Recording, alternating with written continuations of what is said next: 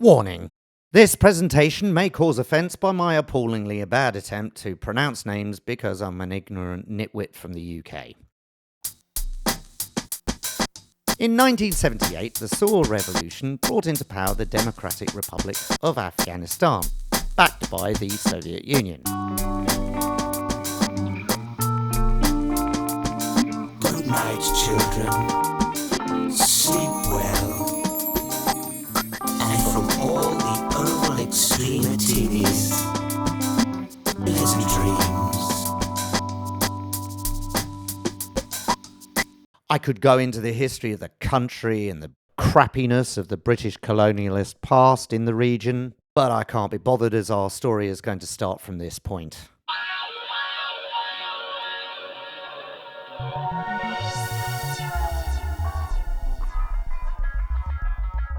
Anyway, this unleashed a Marxist campaign against religious leaders. Meanwhile, the Iranian Revolution was spreading militant interpretations of Islam from the neighbouring country through underground networks. Supporters of it started spreading their ideas across the desert, especially to the accessible Herat, which also had many Shia Muslims like Iran.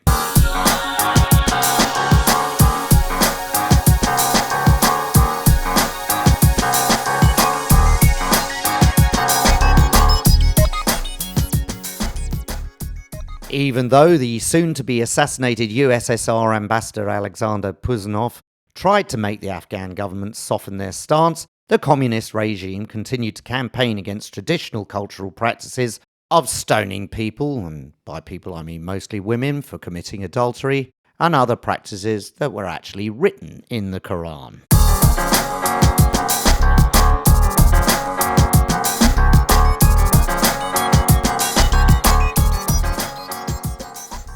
In 1979, the Herat uprising began in response to the announcement of a compulsory literacy program for girls. This ultimately led to the creation of the Mujahideen. Let's go.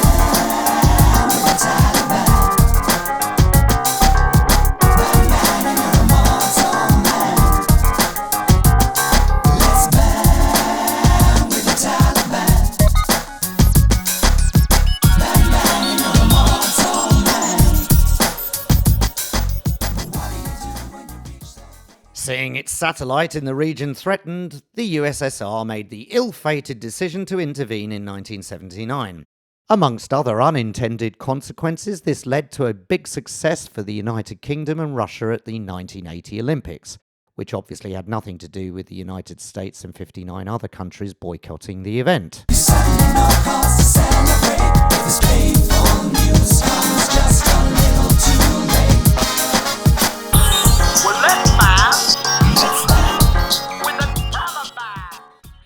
Along with the supporters in the Reagan sphere of influence, like the incredibly dodgy Charlie Wilson, the CIA saw an opportunity to give the Russians their very own version of Vietnam, and began to finance, arm and eventually train the bloodthirstier elements, which, let's face it, was a lot of the insurgents, and thus inadvertently created a much better organised Al-Qaeda, the network, in the form of the Taliban. I was awfully worried you might take a piss with my silly little song that's taking the piss, but then I remembered, how could you tell?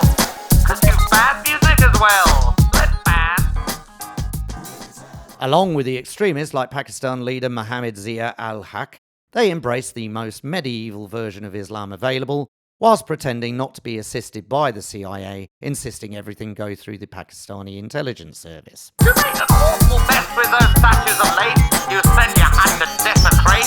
You're not leaving the country till you clean up this space. You might even have to Decorate. Let's ban. With the Taliban. Meanwhile, lots of educated, proselytized young men who'd been educated by Mauna Sami al-Haq in his very own cult-like seminary financed by patrons from such liberal and progressive governments as Saudi Arabia and Iran, rushed over to get involved in the war against the Marxist devils.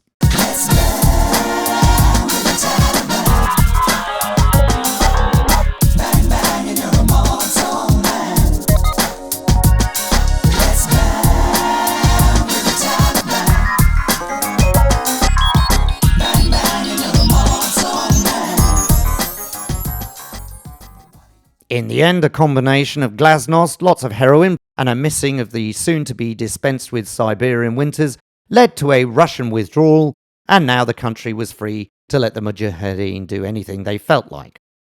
So no history repeating itself there then. What do you do when you reach that place and find out you're God? Don't think you're so great.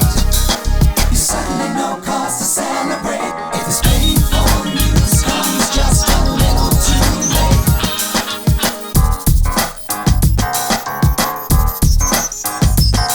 Let's back. This immediately led to all the groups in the Mujahideen forces declaring war on each other. Meanwhile, back in Islamabad, they now decided to support the Afghan government forces when they were suddenly surprised to find that the chaos and pseudo-religious hate cults might create terrorism.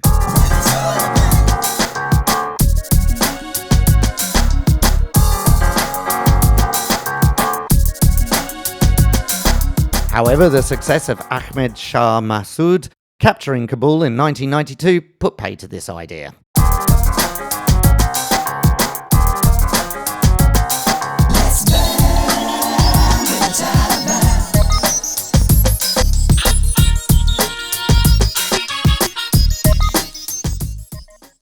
Then newly installed Prime Minister Benazir Bhutto, who wanted to develop Pakistan's economy through overland trading in Central Asia, advised by her Interior Minister, Pashtun notable Nazarullah Babar, who had organised guerrilla training for Afghans in the 1970s, thought it would be a good idea to support the Pashtun elements of the Taliban in order to reach the Central Asian markets.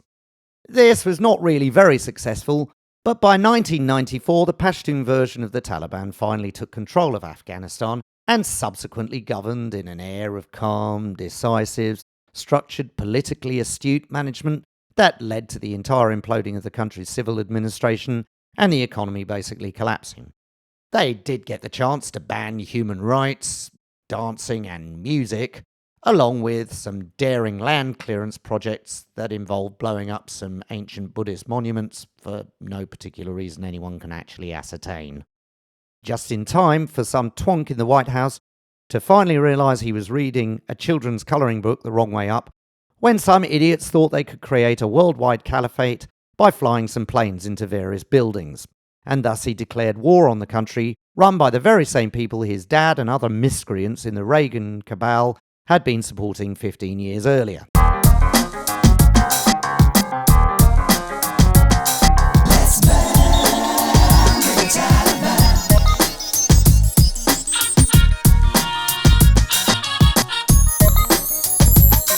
Let's ban the Taliban.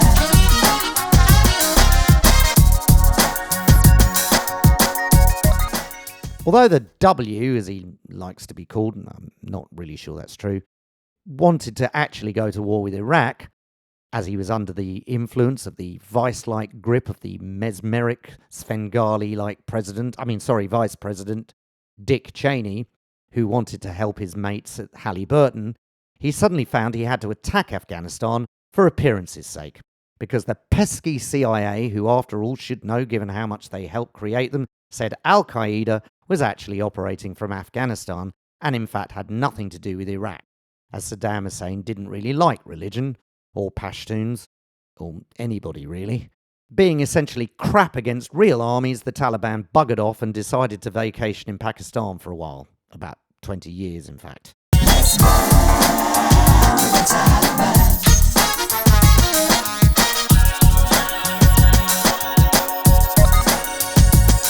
Let's ban the Taliban.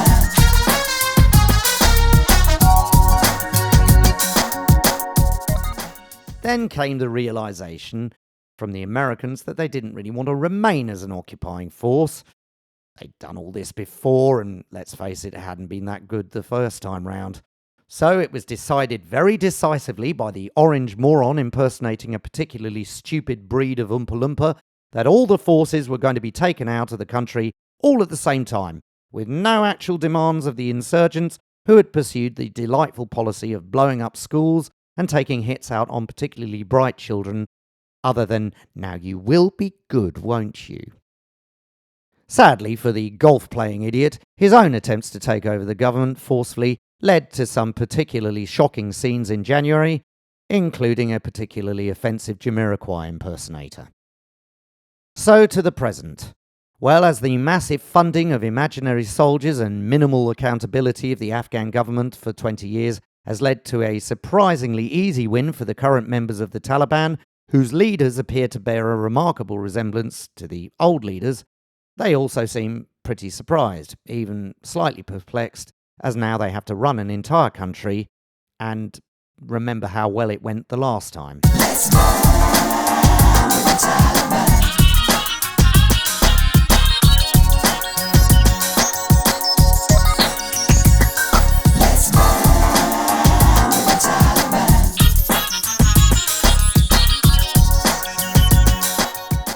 Apparently, everything they say will be sweetness and light for all progressive thinking, religious tolerance, and attitudes to LGBTQT and gender equality issues under the newly revised interpretation of the extremely extreme Sharia law they were particularly keen on some years ago.